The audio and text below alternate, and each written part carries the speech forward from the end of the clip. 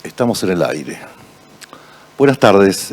Vamos a continuar entonces con esta serie de interrogaciones alrededor de la muestra Dies Irae de Max de Esteban.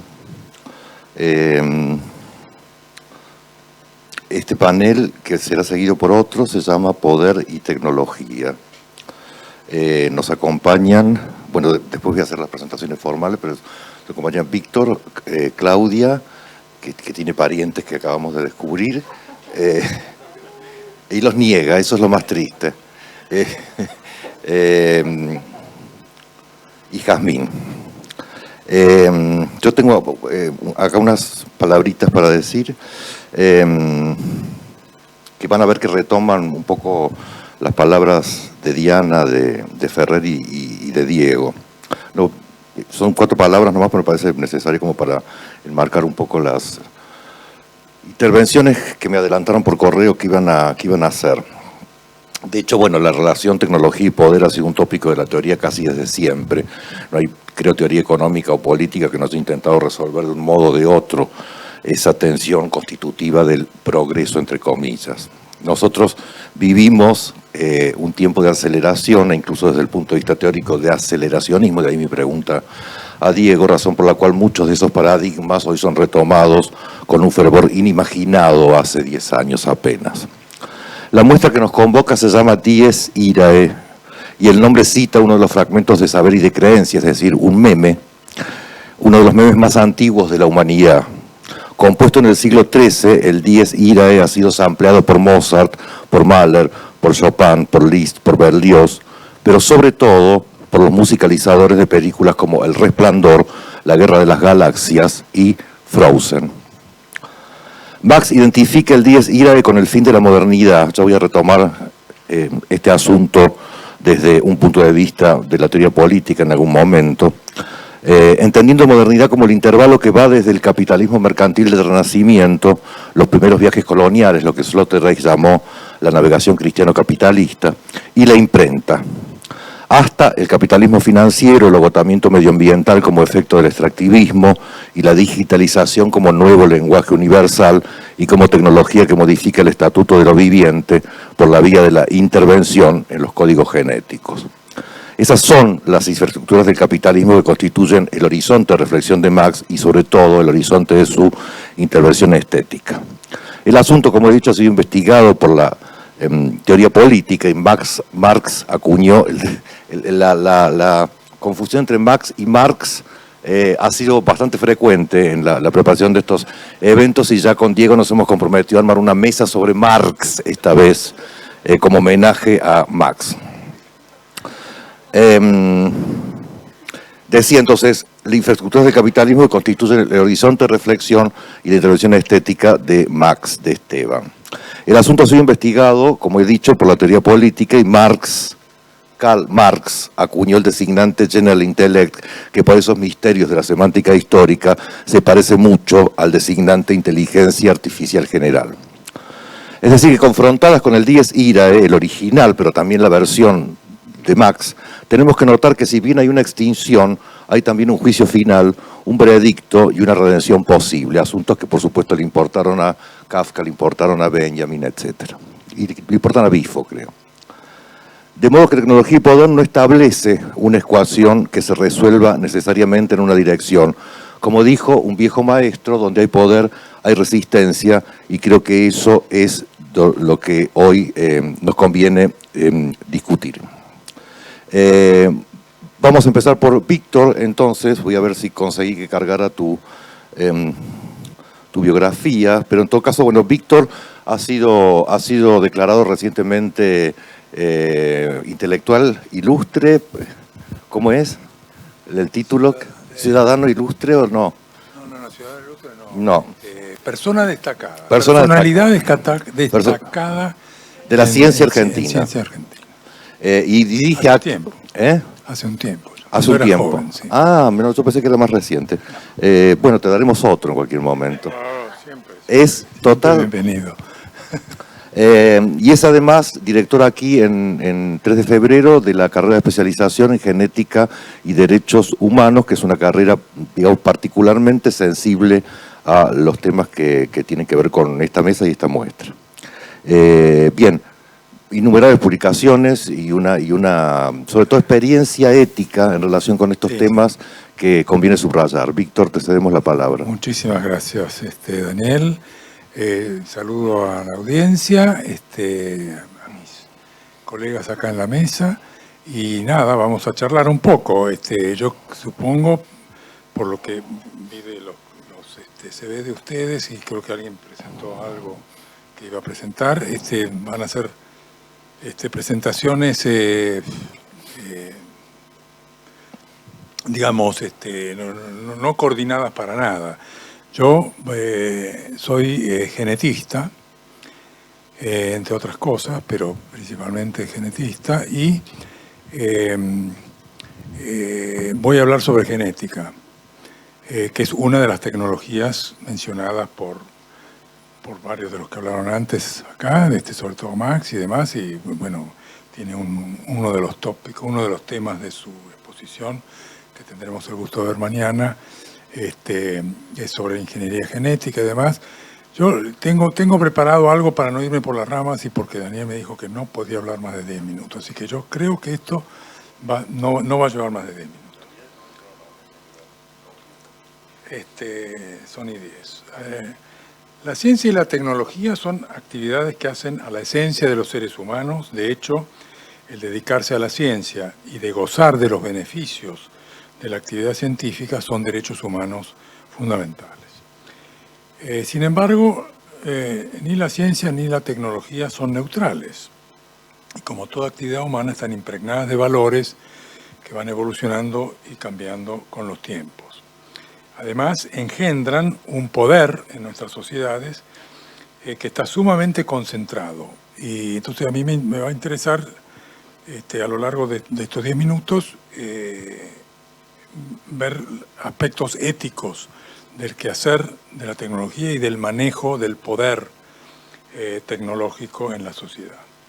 Entonces, propongo que para la evaluación ética de cualquier nueva tecnología es importante saber quiénes la financian y la desarrollan, quiénes se apropian de ella y la controlan, cómo se distribuye su poder en la sociedad, quiénes la aplican y con qué fines, de qué manera se distribuyen socialmente sus aplicaciones, riesgos solamente para los pobres y beneficios para los ricos, o equidad versus inequidad, etc.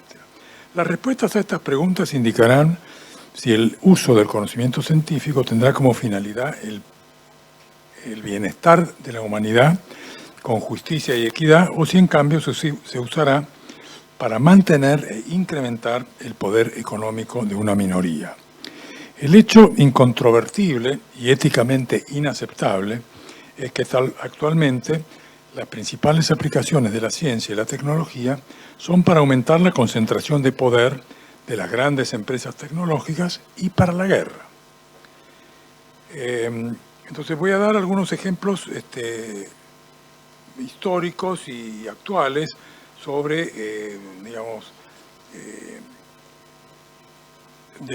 que tienen que ver con la genética y la genómica, que tienen una historia bastante turbia, que incluye el racismo eurocentrista, que inventó la noción falaz de razas humanas, sin fundamentos científicos y basada simplemente en el prejuicio y en el convencimiento de que como Europa en aquellos tiempos era la dueña del mundo, los europeos debían ser superiores a los otros grupos humanos. De hecho, la clasificación de Linnaeus de las razas fue jerárquico. La raza blanca estaba arriba y la negra era inferior. Y justificó esta concepción la discriminación racial y la esclavitud que le brindó pingües ganancias a las potencias imperiales de los siglos XVI y XIX. En segundo lugar, otro, si se quiere, pecado, que no es de la genética, sino de la utilización de la genética por el poder. Y en este sentido, hablar del movimiento eugenésico del siglo XIX, que nació en Inglaterra, que mantenía que la constitución genética determina la calidad de las personas y que el Estado debía estimular reproducción de aquellos con cualidades supuestamente positivas y restringir la de aquellos con cualidades supuestamente negativas. Por supuesto que los que definían esas cualidades eran los que estaban en el poder. Así, tener antecedentes aristocráticos era una cualidad positiva en la Inglaterra victoriana, y mientras que pertenecer a las clases populares eran cualidades negativas. De esta manera, la eugenesia se autodefinió como ciencia del bien nacer y pretendió erigirse en árbitro del derecho a la reproducción. En Estados Unidos, en la década de los 20 a los 30, los principales genetistas asesoraban al Estado a promulgar leyes para restringir la inmigración de grupos humanos considerados de baja calidad, europeos meridionales, judíos, africanos, orientales y otros, para que no contaminaran el pool genético. Ese era el lenguaje que se usaba en esa época del país. Y a la vez, los genetistas actuaban de peritos del sistema judicial para las esterilizaciones forzadas, que en esas 2 décadas que mencioné, los 20 y los 30, creo que se calculan como 80.000 esterilizaciones forzadas mandadas por la justicia. ¿A quiénes? A quienes los prejuicios y la pseudociencia de la eugenesia sugerían que podían transmitir a sus hijos rasgos indeseables. Tristemente,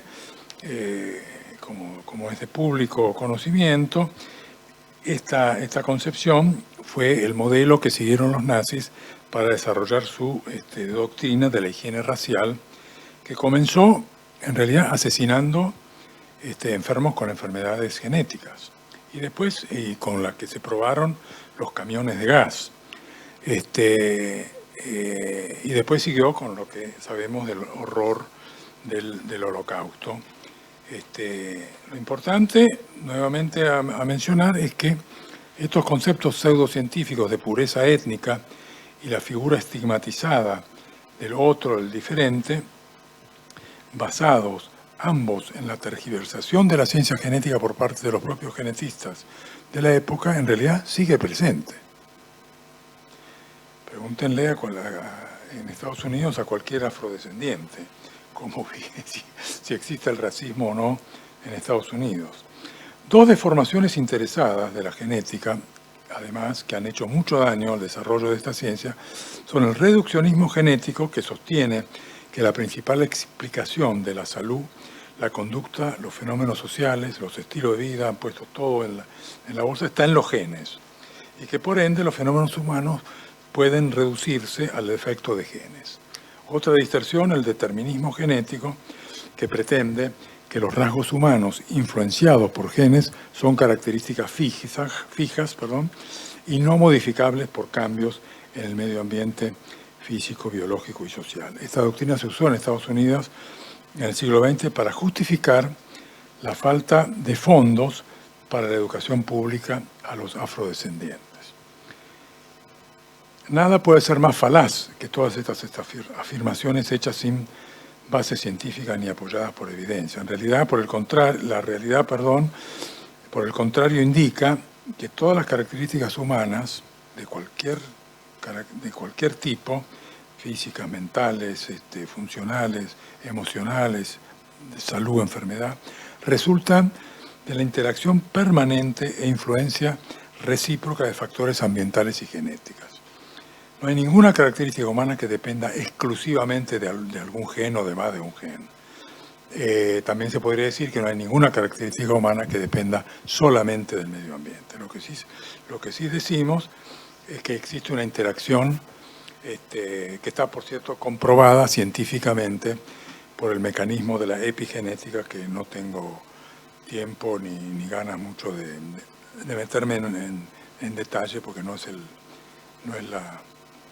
el objetivo. Si me preguntan, podemos ampliarlo.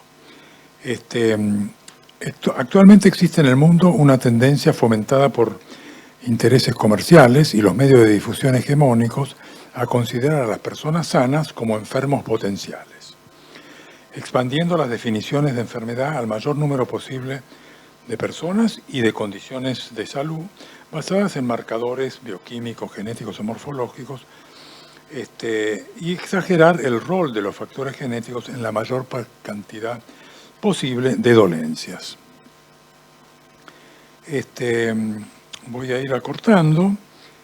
El reduccionismo entonces exagera las explicaciones genéticas de la salud y de la conducta, ultra simplifica y distorsiona en los medios de comunicación masiva los hallazgos científicos, y hay una deficiencia total de atención a lo que se llama la determinación social de salud y enfermedad.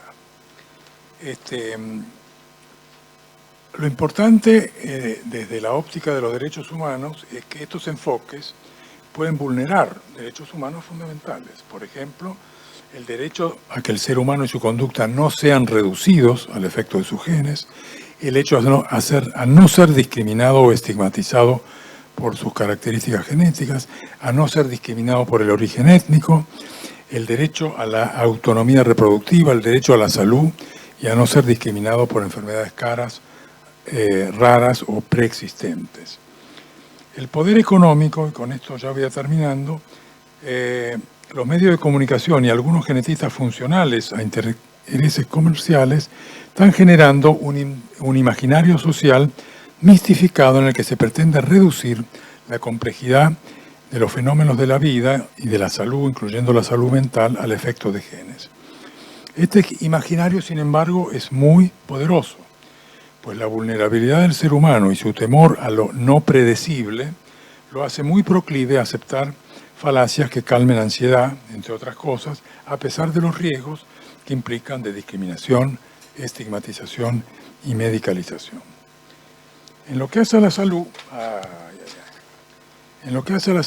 decir que los genes son toda la causa de la enfermedad, de las enfermedades, es en el mejor de los casos una verdad a medias. Digo a medias porque se les escapa los efectos fundamentales del medio ambiente, sin lo cual prácticamente no existirían las diferencias tremendas de salud y enfermedad a nivel poblacional. Vamos a poner una frase final. Me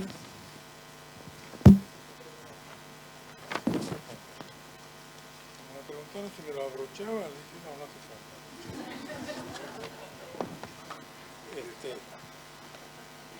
Sí, ya terminé.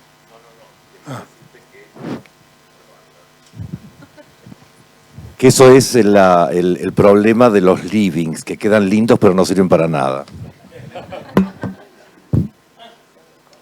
Bueno, lo que decía es que en lo que hace a la salud, decir que una enfermedad tiene origen genético nunca es más que una verdad a medias.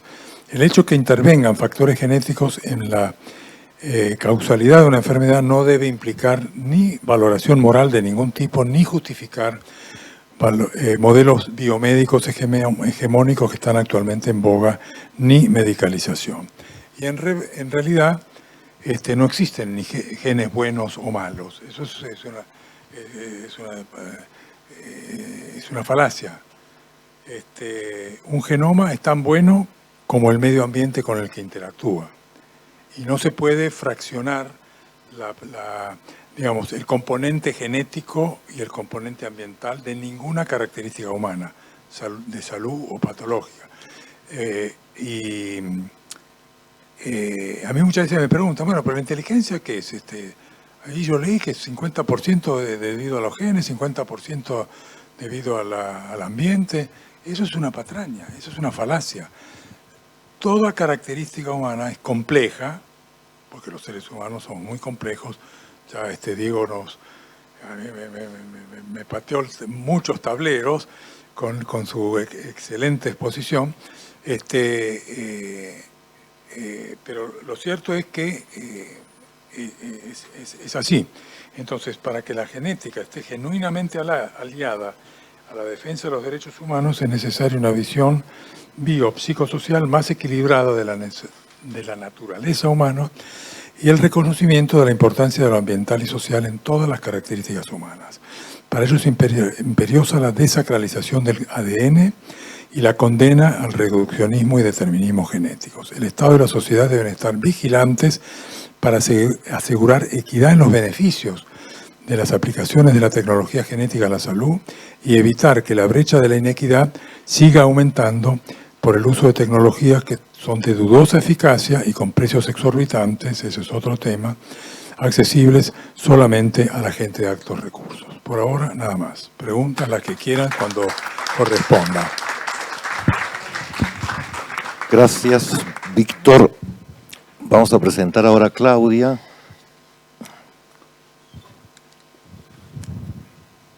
Claudia Cossack es doctora en letras, investigadora principal del CONICET, dirige proyectos de investigación con títulos como Política de Archivo y Tecnopoéticas Digitales en Perspectiva Decolonial, dicta cursos de posgrado aquí en esta universidad y también en otras universidades del mundo entero.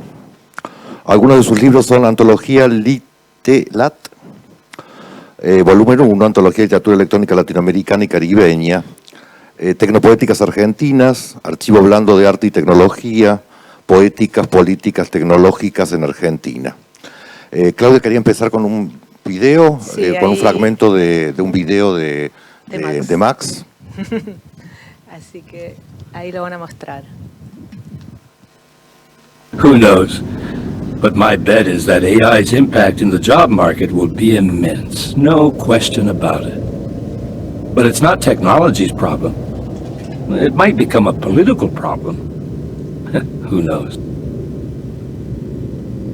Let me give you a couple of very specific examples to illustrate what's coming. 10 years ago, the U.S. cash equities trading desk at Goldman Sachs employed 600 traders. These were very expensive and very sophisticated employees. As a result of AI, today there are no bankers left. But there are 200 computer engineers in their place. Second one. A new AI platform called Coin has already eliminated 300,000 man-hours a year required to review commercial loan contracts in a well-known institution. Lawyers used to do this work. If AI is capable of eliminating traders and lawyers, guess what will happen when less sophisticated industries start embracing artificial intelligence? And the investment pace is tremendous. Only last year, companies have spent $25 billion acquiring artificial intelligence know-how. And the military has jumped in big time. The Pentagon is spending $18 billion on new technologies, and $3 billion have been set aside specifically for human-machine combat teaming. All of this raises significant concerns. Perhaps not yet in the general population, but certainly in academia. We must be extremely sensitive to those concerns. If people continue buying into the progress we are providing, nothing will stop us from building a better, more democratic and sustainable future. Smoothing out the potentially disruptive effects of technology is good business. But let's not forget that, regardless the disruption, in technology, whatever can be done will be done. If you don't do it, somebody else will come along sooner or later. So, you better be the first. Bueno, gracias. Nos indicaron que debíamos ser muy breves y ya tomé 2 minutos 40 con el video.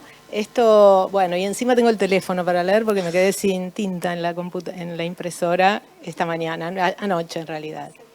Bueno, le puse un nombre, un título a esto, que es Tecnología y Poder, la mesa, Tecnopoéticas por venir en raya contra el dispositivo digital hegemónico.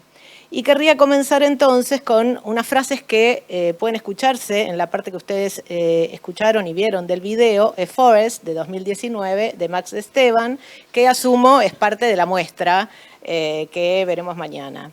En el video, en superposición, pero también contraposición, al lento recorrido visual por un bosque neblinoso y melancólico, en superposición y contraposición también al ulular del viento, podemos escuchar una voz natural o artificial, por momentos reverberante y también algo cínica en sus recurrentes pero mínimas risas, que monóloga en inglés acerca de la historia del desarrollo tecnológico, la incidencia actual de la inteligencia artificial y las oportunidades de inversión en empresas emergentes que las desarrollan y están cambiando el mundo, dice.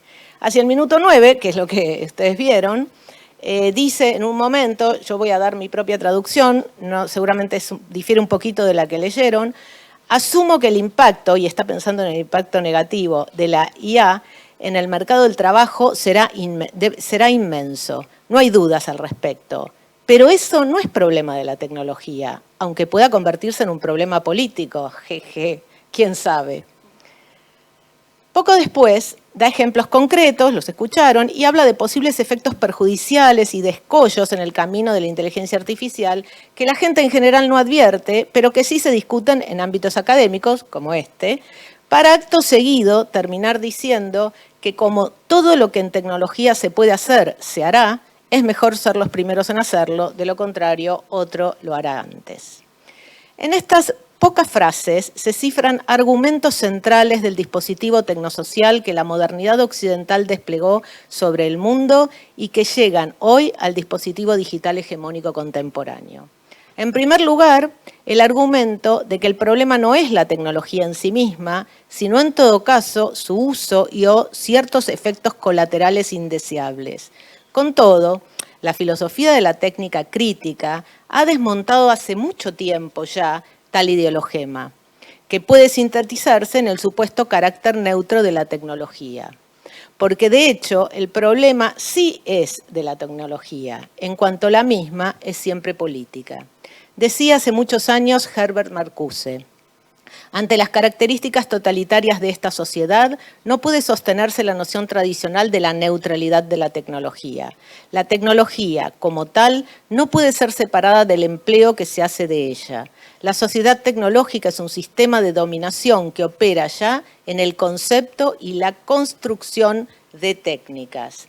En tanto que universo tecnológico, la sociedad industrial avanzada es un universo político. Es la última etapa en la realización de un proyecto histórico específico, esto es, la experimentación, transformación y organización de la naturaleza como simple material de dominación. Cierra la cita. En realidad, en ese fragmento, en el medio, lo que dice es, la técnica es un proyecto, pudo haber otros, pero este es el que se ha desarrollado en la modernidad. En segundo lugar, el fragmento del video que he citado nos habla de lo que algunos autores han tematizado como el automatismo formal de su modus operandi, de la técnica. Esto lo dice Hans Jonas justamente en un libro titulado Técnica, Medicina y Ética. Al comienzo se pregunta Jonas por qué la técnica debe ser objeto de la filosofía y el segundo capítulo es por qué la técnica debe ser objeto de la ética. Y luego habla de la medicina y cosas y de la genética, etc. Desde la modernidad en adelante, esto del automatismo formal del modus operandi tiene que ver con que desde la modernidad en adelante, todo lo que en un estadio tecnológico se puede hacer, independientemente de lo deseable o no que pueda ser, se hace. No hay otra opción posible porque el entramado tecnosocial hegemónico en el planeta es actualmente el de la innovación como necesaria, ineludible fuente de pretendido progreso. No habría entonces otra opción que seguir el curso de la corriente tecnológica.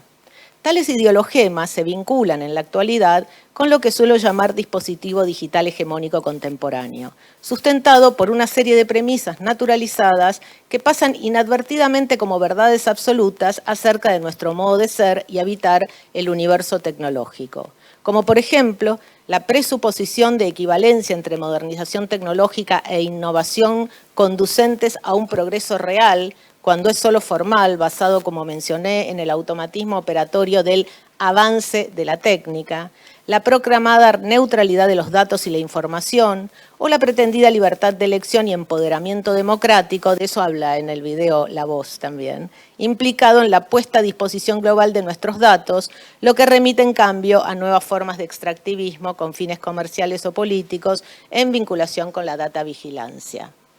Por supuesto, las frases tomadas del video de Max de Esteban, que sustentan el dispositivo digital hegemónico, en este caso relativo a la inteligencia artificial, deben leerse en contexto. Y ese contexto es justamente el de un video producido por un artista, o sea, ese contexto es el de las tecnopoéticas que asumen una posición en y sobre el fenómeno tecnosocial contemporáneo. Un video en el cual, por superposición entre la imagen, el sonido y el discurso verbal, se produce algo que no necesariamente convalida a ese mismo discurso, sino que lo tensiona para abrir, quizá, desde sus procesos cognitivos y sensoriales, otras opciones por venir. En un libro hoy ya clásico, titulado El arco y la lira, publicado a mediados de los 50 del siglo XX y republicado con importantes cambios en 1967, Octavio Paz reflexionaba acerca de la experiencia poética en un contexto contemporáneo en el que las imágenes del futuro se fragmentan, más aún, se desfiguran, enfrentándonos al fin de la historia. Lo decía en el 67.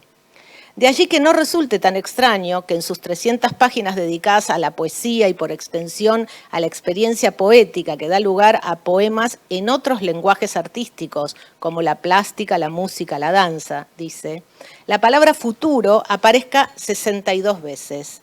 Paz atribuye gran parte de esta situación al fenómeno técnico occidental que instala un puro presente, lo cito, fijo e interminable y no obstante en continuo movimiento, presente flotante. Cierro la cita. Así, aunque tanto el arco, la técnica, como la lira, la poesía, o mejor, la experiencia poética, comparten un sustrato común en cuanto disponen cuerdas que se tensan, dice, Octavio Paz, con algunos dejos de Heidegger, no me voy a meter con esto, establece una diferenciación entre estas dos formas de producción del mundo y obra, entre estas dos formas poéticas. En un caso se da la primacía de la utilidad, la eficacia y el reemplazo, en el otro de la creación y la trascendencia. En términos del autor, el fusil reemplaza al arco, pero la Eneida no sustituye a la Odisea. Por eso, para él, cito, aunque la técnica inventa todos los días algo nuevo, nada puede decirnos sobre el futuro. Cierra la cita. Ya termino. La experiencia poética, en cambio, haciendo patente la experiencia del lenguaje en un mundo que ha perdido la forma de su futuro, se tensiona en la búsqueda de la otredad, en el aquí y ahora, lo que equivale, en todo caso, a preguntarse el por qué y el para qué de esa invención técnica. Con todo lo antitecnológico que pueda resultar el pensamiento de Paz antes comentado, arroja algo de luz en torno de las vinculaciones entre tecnopoéticas y porvenir. Puesto que técnica y poética siempre comparten mundos, se juntan y se separan, histórica y hasta ontológicamente, en cuanto, por un lado, figuran presentes y anhelan futuros, y por otro lado, constituyen, junto con el lenguaje, el artificio humano mundano que somos. Para el campo de cruce entre el arte y la técnica, las convergencias y divergencias entre estas dos formas de habitar la propia humanidad se han puesto muy en evidencia, al menos desde el siglo XX hasta la actualidad, en las culturas occidentales, occidentalizadas, que de forma hegemónica han desplazado otras posibles cosmotécnicas. Y esto debido justamente a la omnipresencia que el fenómeno sociotécnico ha adquirido a escala planetaria. En las concepciones de arte que asumen su hacer en cuanto a ser técnico, esto es en las tecnopoéticas, modos de asumir desde el hacer y su autorreflexividad el espacio técnico-artístico y el espacio técnico-social, hay momentos de exaltación tecnológica que aplaudiendo presentes auguran futuros inmejorables. Hay también tecnopoéticas desinstrumentalizadoras respecto del fenómeno técnico de la modernidad, aliado incansable del ideario burgués de progreso. Hay tecnoexperimentalismos críticos que sin exaltaciones buscan imaginar otros presentes y otros futuros, como los que, desde este video de Max, podría producir el intersticio entre el recorrido visual neblinoso, el ulular del viento y las palabras del financista que apuesta a las bondades de las empresas emergentes que desarrollan las inteligencias artificiales del presente. Palabras que, ¿por qué no?, tal vez puedan también desvanecerse en la neblina o ser arrastradas por el ululante viento. Nada más.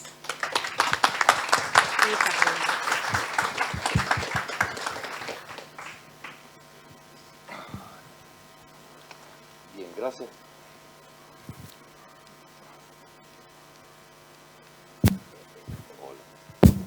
Gracias, Claudia. Gracias, Claudia. Voy a presentar entonces a Jazmín, doctora en Teoría Comparada de las Artes aquí en la Universidad Nacional de 3 de Febrero, investigadora, asistenta del CONICET, directora del programa de posgrado Tecnologías en el Arte Contemporáneo, en la UBA, en la Universidad de Buenos Aires, y además aquí en UNTREF, docente de la licenciatura y la maestría en Artes Electrónicas y la maestría en Curaduría de las Artes. Codirectora de un proyecto de investigación titulado Escrituras algorítmicas en las artes hacia una cartografía crítica de poéticas electrónicas argentinas, y autora de En busca del eslabón perdido, arte y tecnología en la Argentina. Actualmente trabaja en la curaduría de la exposición que se inaugurará en marzo del 2025, si es que existimos, en la ciudad de Montevideo. La muestra se llama Subvertir las inteligencias artificiales. Jazmín, te escuchamos. Muchas gracias por la presentación. Buenas tardes a todas y todos. Un placer estar acá. Hay una presentación, pero bueno, tengo que ir, no voy a mirar mi teléfono, así que va a ser medio intuitivo el momento en que hay que ir cambiando las diapositivas. Dale. Sí, es que no sé exactamente en qué momento, pero bueno, voy improvisando. Bueno, yo creo que mi pequeña contribución va a tener que ver sobre todo con el universo de la ciencia ficción o de la ficción especulativa en relación con la práctica artística, y la pregunta acerca de las posibles formas a ser adoptadas por el mañana, que titula esta jornada, me hizo pensar en la concepción de ciencia ficción de Ursula Le Guin. En su teoría de la bolsa de la ficción, bueno, justo en esta edición prologado por la famosísima Donna Haraway, Le Guin promueve una ciencia ficción que no necesariamente piense a la tecnología como empresa heroica y hercúlea, dice ella, dominada por flechas y por objetos largos para pinchar, para agredir, para matar, lo cual necesariamente desembocaría en imaginarios ya sea utópicos o distópicos, algo que hace un ratito veníamos conversando, es decir, ya sea, dice ella, en el triunfo o en el apocalipsis, sino que en cambio lo que propone Le Guin, en lugar de ese modo tecno-heroico lineal, propone pensar a la tecnología y a la ciencia justamente como una bolsa de la cultura, donde las armas de dominación pueden ser reemplazadas por la figura del recipiente, del contenedor, de la bolsa, de la caja, entre tantos otros significantes, como una primera herramienta precisamente para traer la energía a la casa, traer la energía a casa, contrapuesta a la flecha o el arma que, bueno, en cambio, impulsa la energía hacia afuera. Entonces, así concebida, la ciencia ficción deviene una forma de describir aquello que en realidad ya está sucediendo, es decir, que redunda en un modo de construir relatos sobre aquello que hay, sobre aquello que somos o que por lo menos vamos siendo, ¿no? Relatos que justamente aún no han sido contados, pero que, bueno, justamente por no haber sido contados, despliegan todo un territorio fértil para tejer y enhebrar esas narrativas. Quería empezar recordando estas ideas de Le Guin, podemos pasar a la imagen siguiente, porque esto fue casual, ¿eh? O sea, yo ya había puesto esta misma imagen, o sea, una imagen de la misma obra que Claudia mencionó. Quería partir de acá porque, en primer lugar, porque creo que la obra de Max de Esteban que motiva este encuentro tiene mucho que ver con esta forma de concebir la ciencia ficción. Por ahí Max no está para nada de acuerdo y después lo podemos discutir. Obviamente yo acá sugiero solamente una perspectiva, poniendo en jaque las fronteras entre, digo, en tu obra, ¿no? Entre lo verdadero, lo falso y lo probable. Justo hace unos días escuchaba una entrevista que le hicieron a Max en el MACBA de Barcelona, donde Max ahí dice que los principios de su práctica artística en realidad no son ni falsos, ni ciertos, ni falsos, pero que bueno, son los suyos, ¿no?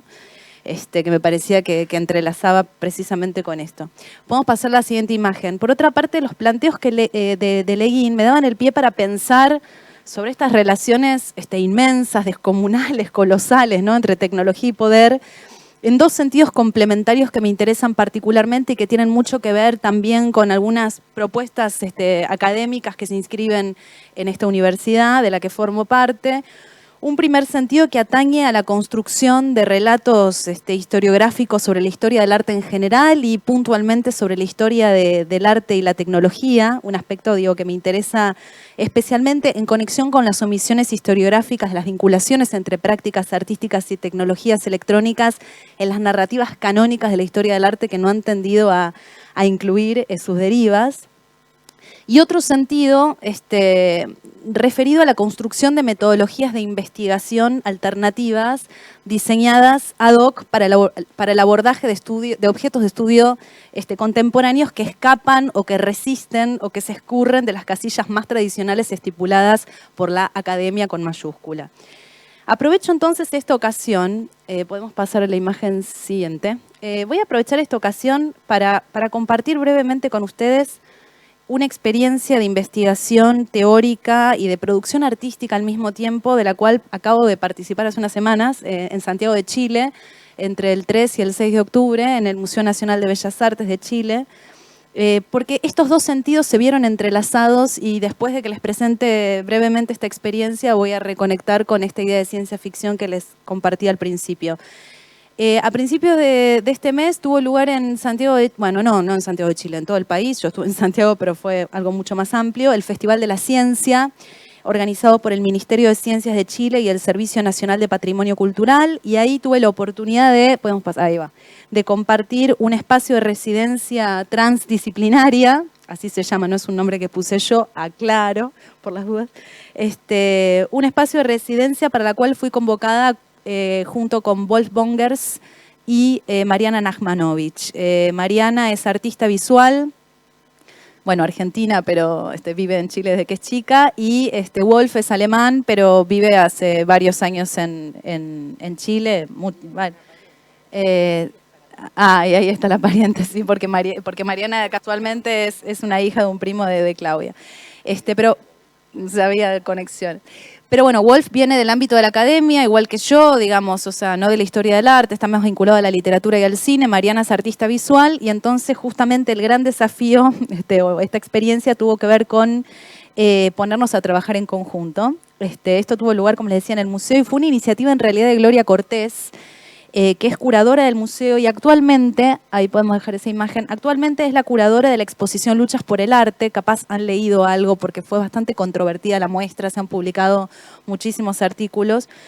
Una muestra concebida como, dice Gloria, ejercicio curatorial que busca evidenciar, acá la parafraseo un poco, en realidad las redes, las tensiones y todas las dinámicas propias del sistema hegemónico de las artes en Chile desde mediados del siglo XIX hasta las primeras décadas del siglo XX, hasta la década del 30, hasta el 33, exactamente.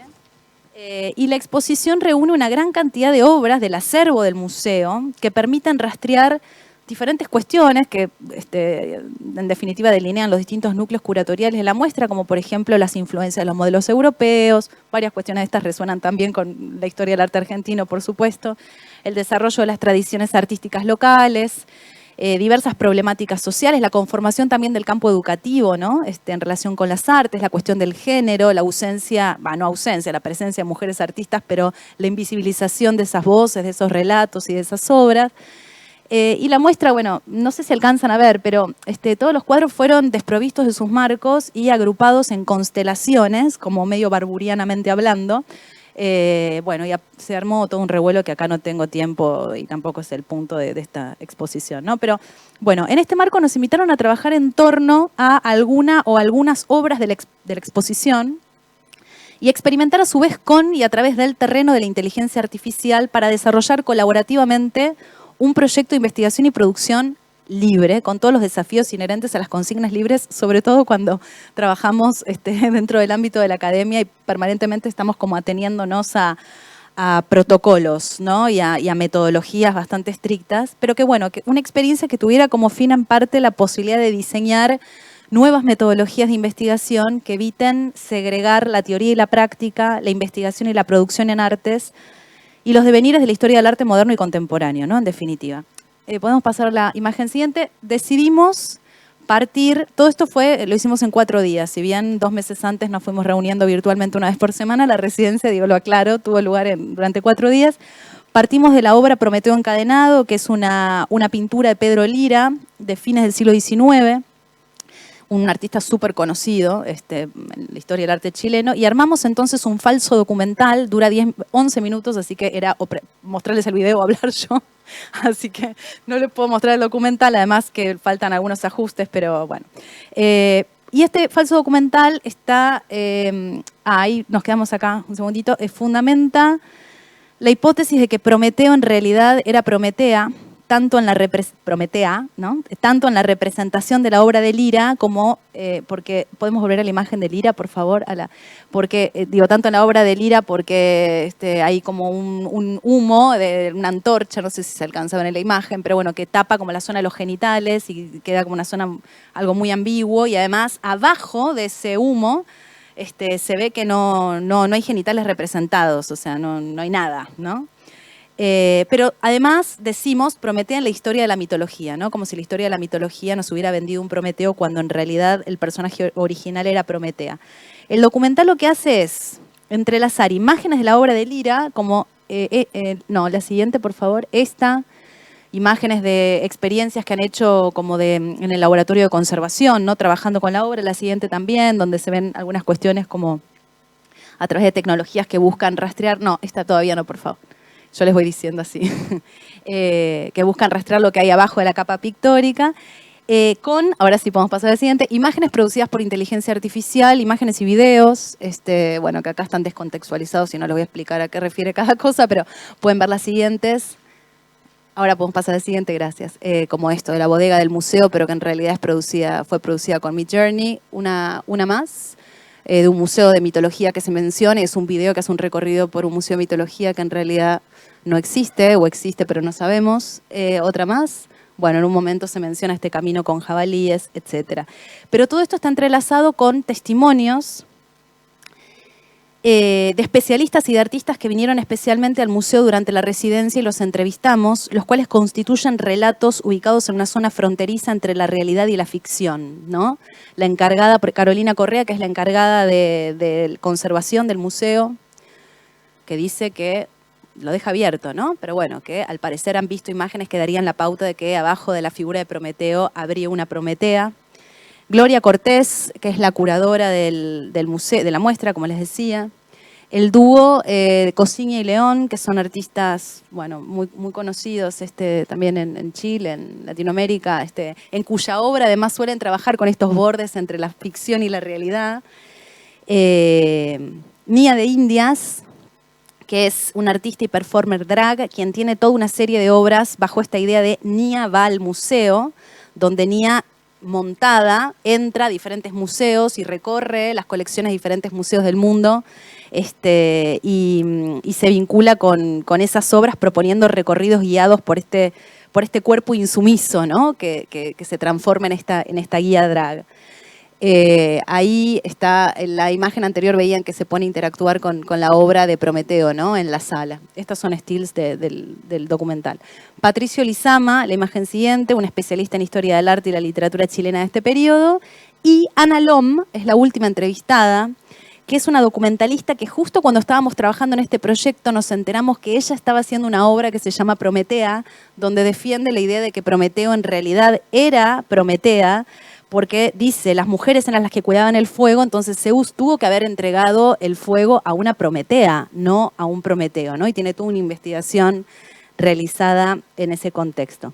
Bueno, el guión fue escrito por Mariana, por Wolf y yo, y por momentos ese guión es leído también por una voz en off, también en consonancia con esto que veíamos en la obra de Max. Una voz en off que fue generada por IA, y la filmación y la edición del video estuvo a cargo de Andrés Lima. Podemos pasar a la imagen siguiente. El teórico chileno Justo Pastor Mellado vino a la presentación, porque el domingo 6, el último día de la residencia, presentamos este documental que se montó en sala arriba de la pintura de Pedro Lira. O sea que ahora el video es parte de Luchas por el Arte. Y vino a la presentación que hicimos y después escribió sobre el proyecto. A la izquierda es la captura de pantalla de lo que escribió en Imagen Dialéctica, en el blog, por si después lo quieren leer, justamente porque bueno, no les estoy mostrando el documental y no quisiera que esto quede demasiado abstracto, pero a la derecha la imagen que ven, que me parecía interesante, también es el Justo Pastor Mellado, quien escribe la descripción de la obra de Pedro Lira que se encuentra en la página oficial del museo, o sea, la ficha de registro de la obra.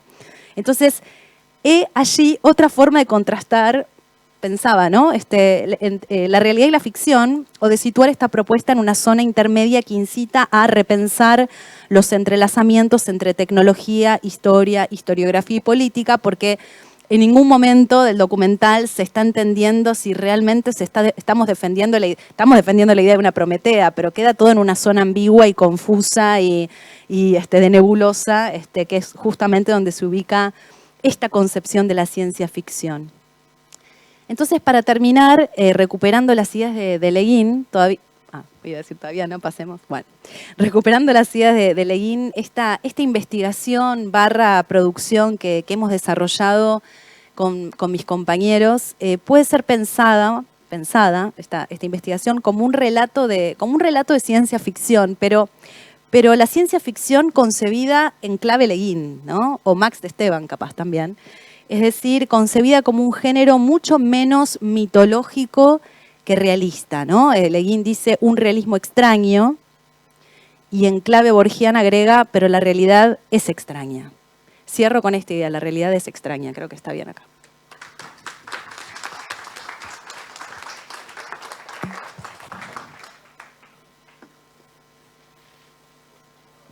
Bueno, gracias.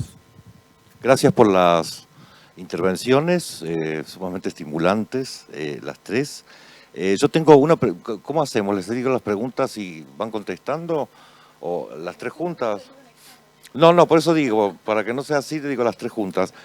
A Víctor, en tu presentación alertás contra la mitificación del ADN, entendido como una herencia maldita y todo lo que eso implicó históricamente. Pienso en particular en el caso de Spiegelgrund en Viena, que era una clínica donde internaban a enfermos mentales, hijos de enfermos mentales, y obviamente experimentaban con ellos, y hubo como 700 muertos, sobre todo niños asesinados. En nuestros días se empieza a hablar de transhumanismo para designar a las versiones mejoradas, improvement es la palabra, de seres humanos, o mejor dicho, ya no humanos podríamos decir, a través precisamente de tecnologías de implante, pero también hipotéticamente al menos de manipulación genética. Y lo que se conoce como bioética, creo, está alerta respecto de esas posibilidades o derivas. Entonces la pregunta es si es posible imaginar un futuro donde convivamos con seres mejorados y cómo pensar ese asunto desde los derechos humanos. Digo las otras dos preguntas así.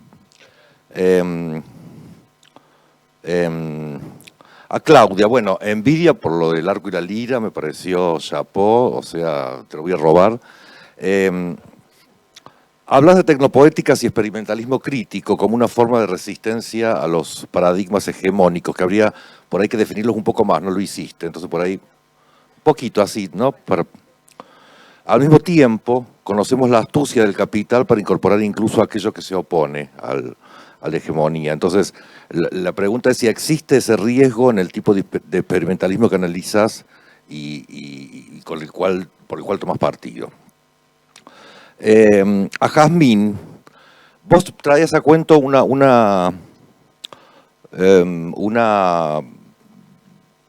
digamos, hipótesis, o más bien un tipo de ciencia ficción que localizás en Ursula Le Guin. Me gustaría que aclararas cómo fue el trabajo con la inteligencia artificial, porque los videos que yo vi hablan de eso, pero no entiendo muy bien para qué sirvió eso, porque la verdad que lo que vos estás diciendo se puede decir sin inteligencia artificial. Entonces, explicar un poco. No, digo para que la gente entienda. Perdón, dije inteligencia artificial, pero específicamente había notado inteligencias artificiales, porque ya el singular pareciera aludir a un único lugar de enunciación y sabemos que cada inteligencia artificial está asociada con una corporación. Y la corporación es como una especie también de figura muy emblemática de la ciencia ficción, sobre todo la ciencia ficción distópica, ¿no? Robocop, esas cosas. Entonces, esta organización que planteas alrededor de entre inteligencia artificial y la historia del arte, alrededor de la figura de Prometeo, cuyo género yo puse ustedes cambian, que me parece legítimo hacerlo, y llaman Prometea a la ladrona del fuego, precisamente.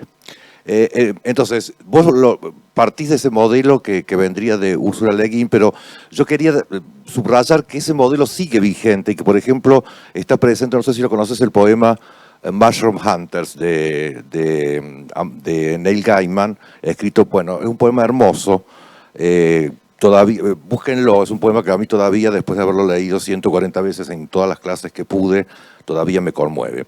Escrito por Neil Gaiman para su mujer Amanda Palmer.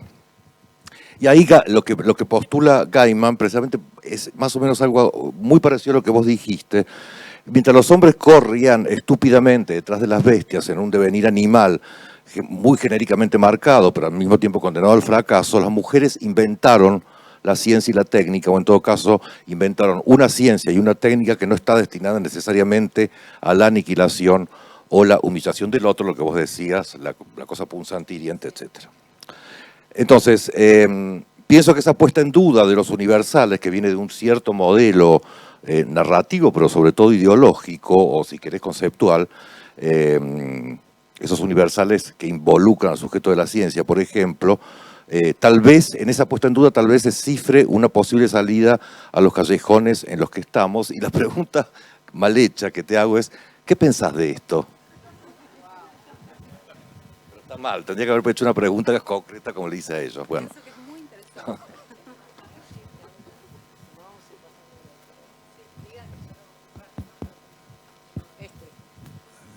Gracias. Bueno, Daniel me pregunta sobre el mejoramiento humano y el transhumanismo y qué puede pasar con... Sí.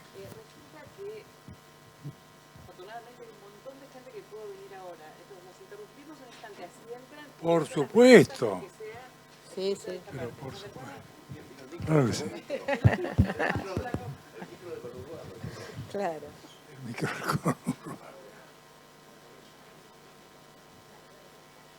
Yo tengo frío. ¿Prendieron el aire? Sí, que tengo mi coso ahí.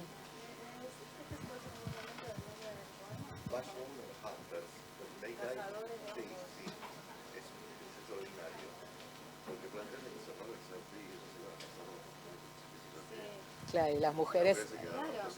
Claro.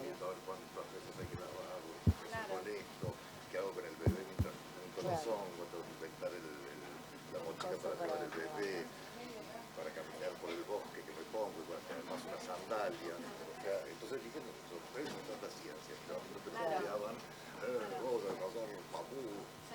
Claro. La cantidad de gente.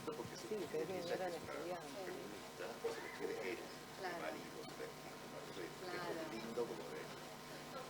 No, que leí dice vos puedes recolectar cualquier cosa, pero si no tenés dónde guardarlo, no te sirve para nada. Bueno, claro. Claro. O sea, antes que Por eso cortá la todo lo que bolsa. quieras, pero claro, pero ¿dónde lo pones?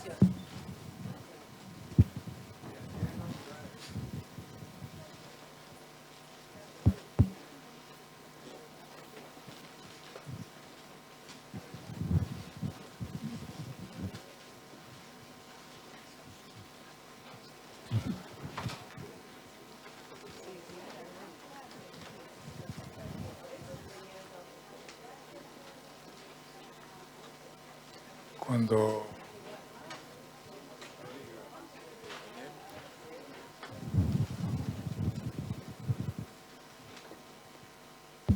Bueno, buenas tardes a quienes recién se incorporan. Este es el panel Tecnología y Poder.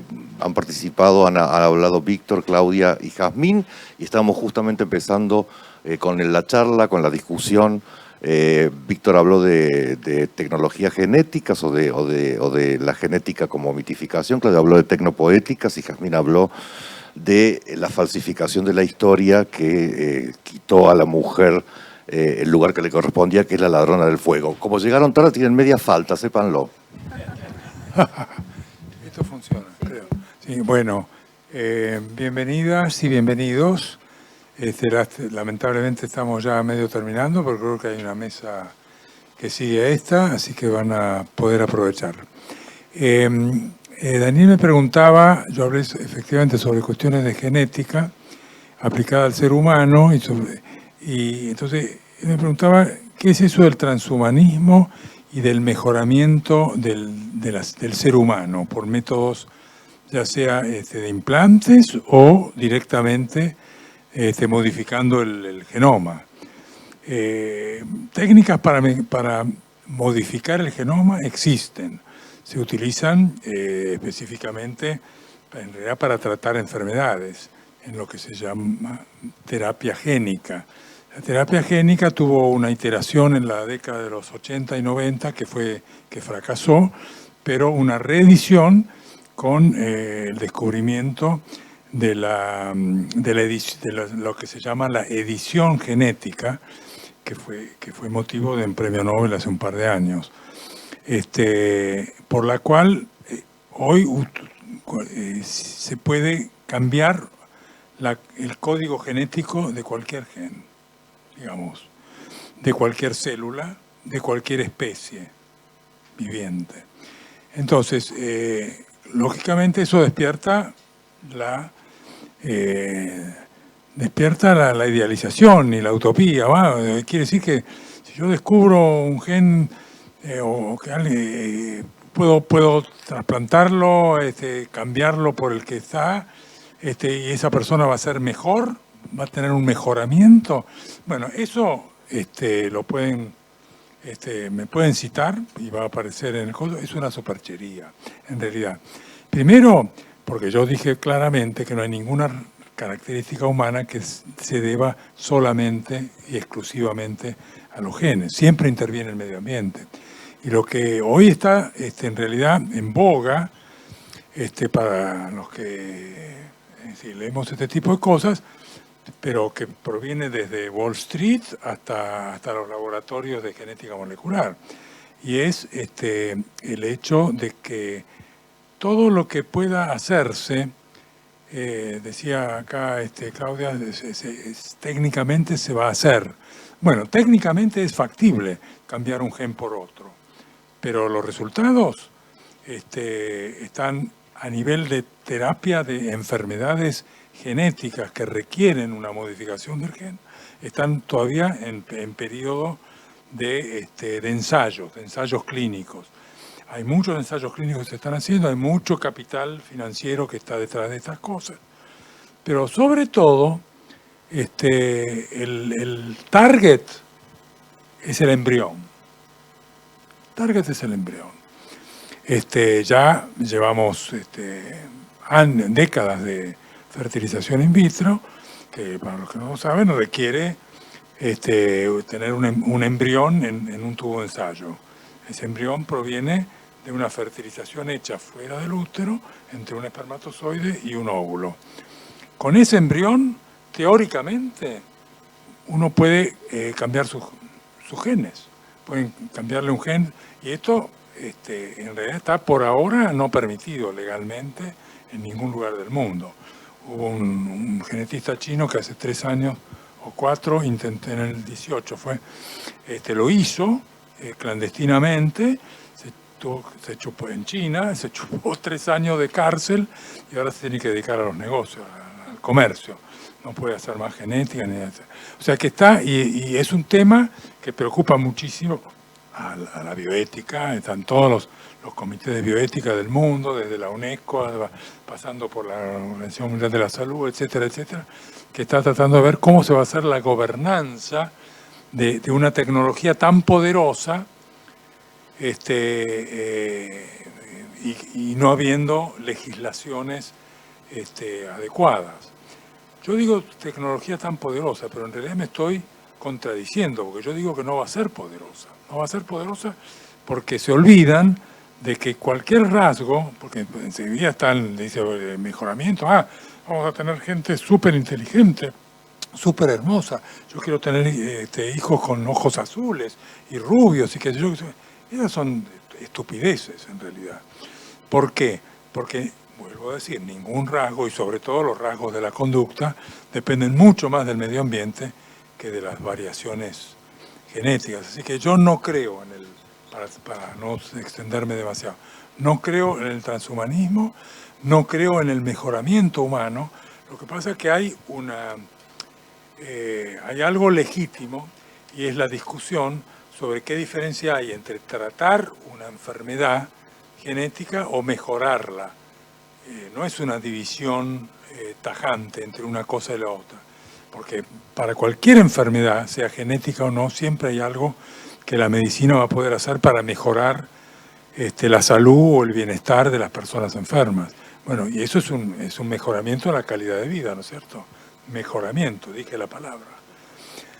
Entonces, claro, ahí va a tener que venir que espero sean responsables los que promulguen las nuevas normas que van a regir la edición genética. Por cierto, y con esto termino el comentario, la Unión Europea tiene ya desde hace como 20 años una legislación prescriptiva, que es la norma en Europa. No se puede modificar el genoma de ningún ser humano, salvo para mejorar su salud. Entonces ahí entra, bueno, salud. ¿Cuál es el concepto de salud? Completo bienestar físico, mental y social, te la regalo, porque entonces, bueno, son estas cuestiones, pero, digamos, tener muy en cuenta que el poder que está detrás de las tecnologías va a hacer que lo que se pueda hacer técnicamente va a haber siempre capitales que van a invertir para hacerlo. Entonces, bueno, es una lucha ideológica, si se quiere, y de poder.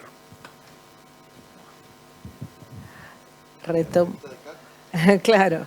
¿Querés decir? Sí, ahora. Bueno, yo retomo porque de hecho, Daniel me decía, sí, sinteticé demasiado porque me pidieron que fuera breve, esto que llamo el dispositivo digital hegemónico contemporáneo, que en realidad en algunas variaciones también lo he llamado dispositivo bioinformático hegemónico contemporáneo, porque en realidad en la alianza entre las biotecnologías y digamos, las culturas digitales o la informática, esa alianza desde las últimas décadas del siglo XX hasta la actualidad es lo que en realidad de alguna manera ha cambiado el modo en que se están desarrollando todas las ciencias y la vida cotidiana en el mundo en el que vivimos, occidentalizado, donde no es solo Occidente, sino todo lo que Occidente ha colonizado también.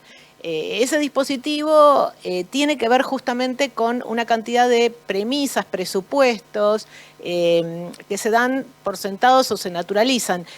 En realidad lo que sucede es que vivimos en una sociedad en donde hay ciertos sentidos hegemónicos del modo de ser técnico en el mundo que nos gobiernan de alguna manera porque se naturalizan. Y esos sentidos hegemónicos tienen que ver desde la idea de progreso y como mejoramiento traccionado por el desarrollo tecnocientífico únicamente, como si fuera de una equivalencia absoluta donde no intervienen ninguna otras cuestiones, cosa que obviamente es lo que estamos diciendo, que sí intervienen muchas otras cuestiones, y el modo en que se piensa la información como como una entidad neutra y los datos, la Big Data, en otra parte del video, Forrest, la voz dice eso justamente. Bueno, tenemos todos estos datos y tenemos los grandes datos y la gente los pone a disposición y con esto se va a lograr una nueva democracia y empieza a hablar, bueno, de todo esto, cuando en realidad, ¿de qué se está hablando ahora? Desde los estudios críticos, sociales, humanísticos, del extractivismo de datos y del colonialismo de datos, que viene de la mano. Y en realidad vivimos en un mundo donde todo el tiempo estamos dando nuestros datos, porque todo el tiempo estamos interviniendo con nuestros dispositivos en el mismo propio dispositivo que se va regenerando, se va reproduciendo. Tiene muchísimas otras cosas más ese dispositivo. La desmemoria por saturación de información. Vivimos en un mundo donde constantemente estamos saturados de imágenes, sonidos, palabras, y hay estudios realizados acerca de cuánto tiempo dura una imagen en una plataforma y si se puede volver atrás para recuperarla, y es casi imposible. Me recuerdo que era un estudio, por ejemplo, hecho sobre Facebook en su momento. Esta idea de cómo pasan las imágenes, por ejemplo, en este caso imágenes, pero podrían ser sonidos, textos, etcétera. La propia desmemoria por saturación es parte del fenómeno de, digamos, las verdades mentirosas, las mentiras, las deepfake, las fake news, etcétera. Al no poder registrar, recuperar todo esto, bueno, cualquier cosa puede ser dicha y creída y ser creíble por una cantidad de gente. Hay otro elemento de ese dispositivo que tiene que ver, hegemónico, que tiene que ver con la idea instalada de que el mundo digital es inmaterial, que vivimos en un mundo inmaterial de bits y cosas por el estilo, que no están en ninguna parte, pero que determinan nuestra manera de estar en el mundo, cuando en realidad las grandes infraestructuras, cosa de las que tematiza la muestra de Max, son obvias y evidentes. Y no solo las infraestructuras de la fibra óptica, los satélites, los cables interoceánicos que permiten mandar información. Si no tuviéramos electricidad, nada de todo eso existiría hoy. Es un largo proceso en el que se van instalando ciertas ideas de inmaterialidad que llegan con el mundo digital, obviamente. En el mundo técnico analógico era menos fácil instalar esta idea. El problema es que cuando se instala la noción de inmaterialidad, se instala la idea de que no hay condiciones materiales de existencia que son parte de nuestras vidas. Tenemos cuerpos, vivimos en un mundo material y hay condiciones materiales de existencia muy desiguales en el mundo en el que vivimos. Ese es el problema. Y algunas cuestiones más. ¿Qué hacen las tecnopoéticas respecto a esto? Muchas cosas. Algunas van con la corriente. Hay mucha tecnopoética que se sube a la cresta de la ola. No es lo que más me interesa cuando tengo que poner algún ejemplo. Y pienso en esto que llamé, y con eso termino, experimentalismo crítico. En las artes, y si pudiéramos pensar haciendo un corte de las vanguardias históricas en adelante, principios del siglo XX, hubo mucho experimentalismo. Y a lo largo del siglo XX esas vanguardias se obturan, pero el experimentalismo siguió, aparecieron lo que algunos llaman neovanguardias, que más que nada fueron experimentales, más que vanguardia, otro debate. Y cuando aparece una fuerte confluencia entre las artes, y en este caso, por ejemplo, el dispositivo digital hegemónico o bioinformático hegemónico, bueno, los artistas se preguntan qué hacer. Yo encuentro que en algunos casos lo que se hace es experimentar, explorar, experimentar, explorar. Hay una variante de eso que me interesa incluso más, que es la que llamo experimental crítica o experimentalismo crítico, donde no se trata de experimentar a secas, sino experimentar desde un cierto lugar que cuestiona lo dado, que quiere instalar nuevas variedades de mundo, palabra que le saqué a Daniel de todos sus textos, y que la pregunta de Daniel, evidentemente también eso mismo es cooptado, eso mismo es recuperado siempre. Por eso me parece que el experimentalismo crítico está siempre cambiando de lugar. Lo único que pueden los artistas es estar en ese experimentalismo crítico, sin resignar ese costado crítico, ir cambiando de lugar. Porque esto que hoy puede ser experimental crítico, mañana puede no serlo. Sí, en el mejor de los casos, que no siempre sucede, ¿no? No, por eso. Sí. qué pensás, Jazmín, de todo esto? Porque me toca ser tercera, ahora tengo que reflexionar de todo. No, ni siquiera me acuerdo lo que te tenía que contestar. Yo tampoco estoy, en me un acuerdo lo que te problema, pregunté. estoy en un problema delante de toda esta gente, es una vergüenza. No, era sí me acuerdo fuego, una cosa. mujeres. No, pero antes de eso, antes de eso vos me preguntabas la cuestión de la inteligencia artificial. Ah, sí, es verdad. En realidad fue la consigna, lo de la inteligencia artificial, es decir, al museo le interesaba O sea, que entrelazar... ustedes medio... No, nos interesó, no, pero yo quería subrayar esta cuestión que me parece... No, quiero subrayar esta cuestión que me parece interesante, o sea, o que me parece importante, más que interesante dirá la gente, pero la inteligencia artificial no era el fin último del proyecto, digamos, ¿no? O sea, era un recurso más que tampoco tiene... Pasa que al no haber visto el documental capaz es un poco extraño, pero porque estoy hablando de algo que no vieron, ¿no? Pero... era un elemento más que en realidad cumplía una función interesante, digamos, en el marco de la propuesta curatorial de Luchas por el Arte, que tiene que ver con la posibilidad de dar cuenta, por eso yo lo vinculaba con Leguín, de que hay otros relatos posibles, ¿no? Y que todo relato es una construcción, y es una construcción que en muchos casos se presenta como una verdad, cuando en realidad está entretejida por otros elementos que no necesariamente constituyen la única versión posible.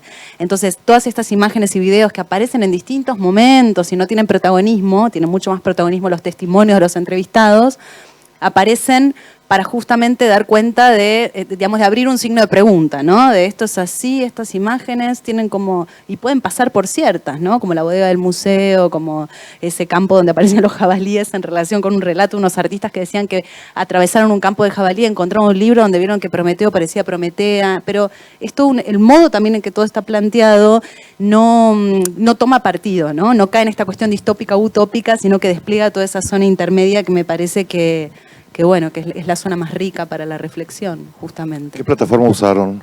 Diversas plataformas. Pero bueno, Midjourney fue una de ellas. Sí, todas de código abierto, ¿no? Sí. ¿Qué te haces acá, la corporativa? No, bien. no, pero hay diversas, o sea, hay... Cosas que quieran plantear, preguntas. Me dicen allá, me enseña la secretaria que la hora... ya llegó. Bueno, entonces, va a haber pausa o inmediatamente siguen. Inmediatamente viene acá el otro panel, así que tienen que cambiar las sábanas rápido, nos vamos. Gracias por la compañía.